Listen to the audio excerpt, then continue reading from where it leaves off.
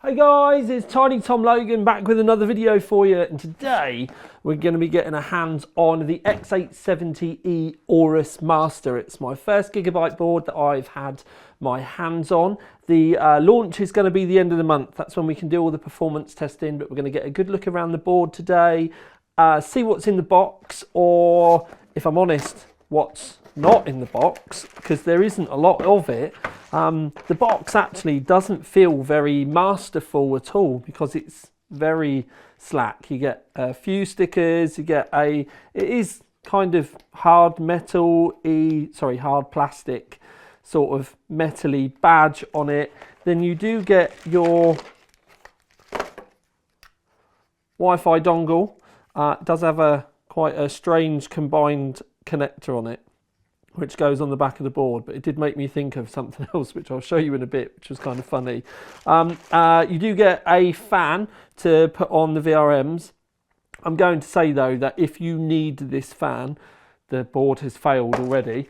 A couple of Velcro tabs and then some SATA cables. You do then get a normal thermal probe that's in there, and they do this horrible microphone so that you can tune your fans to the noise they make, but the cable is just disgusting. It's red and it's yeah, no.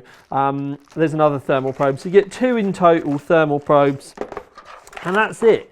Now even the box doesn't feel very big. It feels like a base model. But anyway, we will have a look at the board itself. So top right, they are shielded solid 8-pin connectors, 2 in the normal place where you would expect them. Then when we come across, you get to the kind of the busy section of the board, for want of a better term. You've got your reset switch at the top here, and then a power switch with the post readout, kind of, I'm not going to say where you would expect it, but it's there. CPU optional and CPU fan there, and then you get a couple of addressable RGB connectors at the top.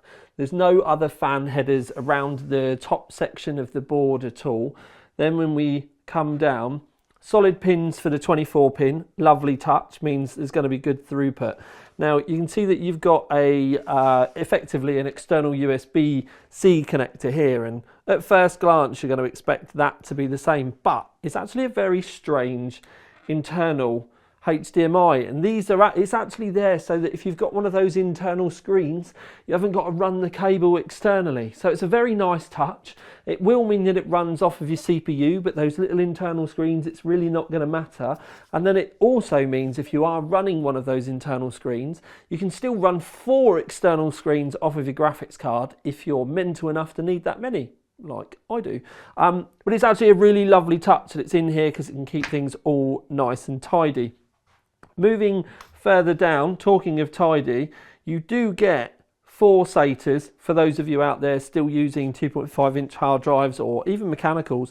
Then you've got a 3.2 Gen 2, but for the A's, so USB 3 here. But then you get 3 fan headers down here, side mounted, so that the cables can be really tidy. So that's actually a really nice touch. I will say though that once you've kind of done that side mount, you kind of need to have some more side mounts down here. Like you could have pointed those downwards. You've got your front panel headers here, you've got 2 more fan headers here, and there's a 3rd one over here. So we've got 2 at the top, 3 down the side, and then 3 down the bottom. So that's 8 in total. USB 3.2 here, so there's 2 USB 3.2 headers, 2 internal USB 2 headers. Don't forget though, if you do need more internal USB 2s, you can get hubs. Then you also get another ARGB connector down here, so that's 2 that you get in total. But critically, especially compared to the Hero, you do still get a 4-pin ARGB normal RGB header, so that is a really nice touch. Zooming you out a little bit, one of the things I do want to say is the Gigabyte NVMe section is probably the easiest to use out of everyone's, because there's one connector, or one, I want to say switch, but it's a sliding thing, down the side, and then you can pull it off, and then that exposes 3 NVMEs down the bottom here. You can change them out. You can't, so you can change them out for length. You can't put 30s on. Well, you could, but you wouldn't be able to connect them up. But it does obviously go up to, you've got the lengthy ones, you've got 80s here, 60, 80, I think it's 110 at the end. But you've got thermal pads actually on the board for double-sided, or those with actual components on the other side. So that's a really lovely touch. And then on the back up here, there's another one, and that's how you remove the big main Gen 5 one. Now, they're obviously, you can see here it says Gen 5, Gen 5, so that one's Gen 4. These are going to go through the chipset, but I can't talk to you properly about how it's split out with the chipset or anything yet, because of NDAs, block diagrams and stuff like that are something I'm going to talk to you about when we do the main board review. Zooming into the, we'll call it the graphics card slot because that's exactly what it is. But you've got a massive metal shield around the outside, but that white bit on the inside is actually rubber to help protect the pins on your graphics card. Inside there are gold pins in there, but as you can see, you've got like the rubber shielding there too.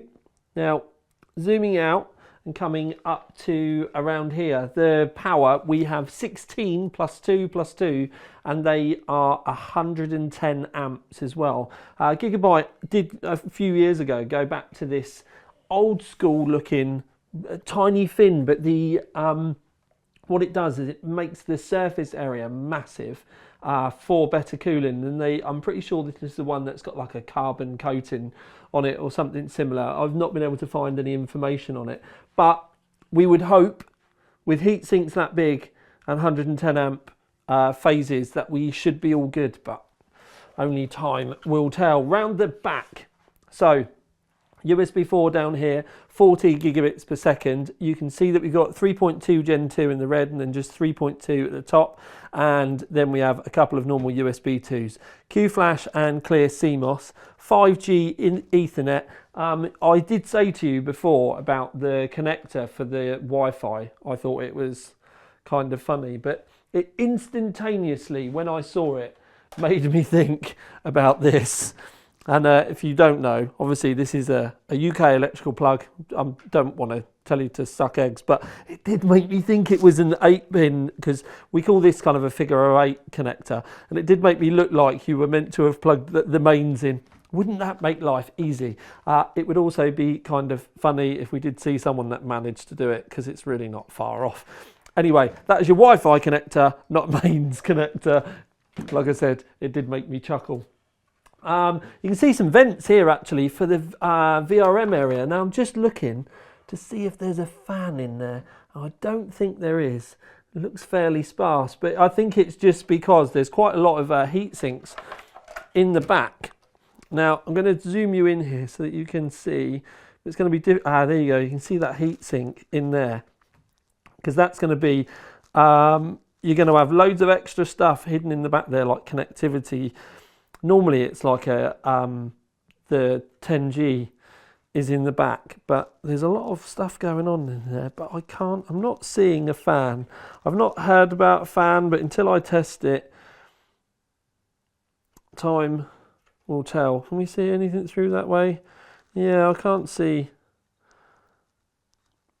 But it does mean that airflow can naturally migrate through there, so that is a lovely touch. Anyway, SPDIF out, optical out. So many people moan that when they don't see that. Then you've got a line out and a mic in. So audio is simplistic, but you do get digital optical. And that is your connectors around the back. And talking of round the back, as I zoom out, there isn't a great deal going on around the back. No backplate. Little bit for the armour here to obviously aid with weight and the graphics cards, but a very simplistic rear of the motherboard. Finally, closing out, I'm not allowed to power the board up, as in I'm not allowed to show you a built system with a CPU and everything in there, but I do have a magic cable so I can power up the lighting. So you can see that the lighting that you get over on the area above the larger of the two MOSFET heat sinks over at the top here, but In difference to the Master, there is a secondary bit of lighting down just behind the chipset heatsink.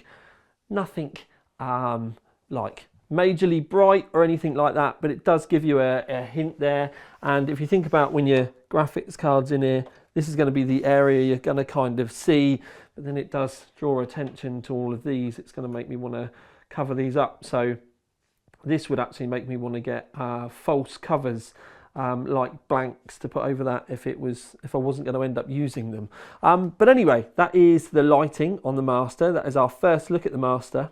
Full review will be live at the end of the month because I'm very limited with what I'm able to tell you and talk to you about. But please remember to like, subscribe, comment, hit the links underneath, share it to your nan, share it to your dog. I will love you very much. Thank you very much. This has been Tiny Tom Logan with another video for you. Out.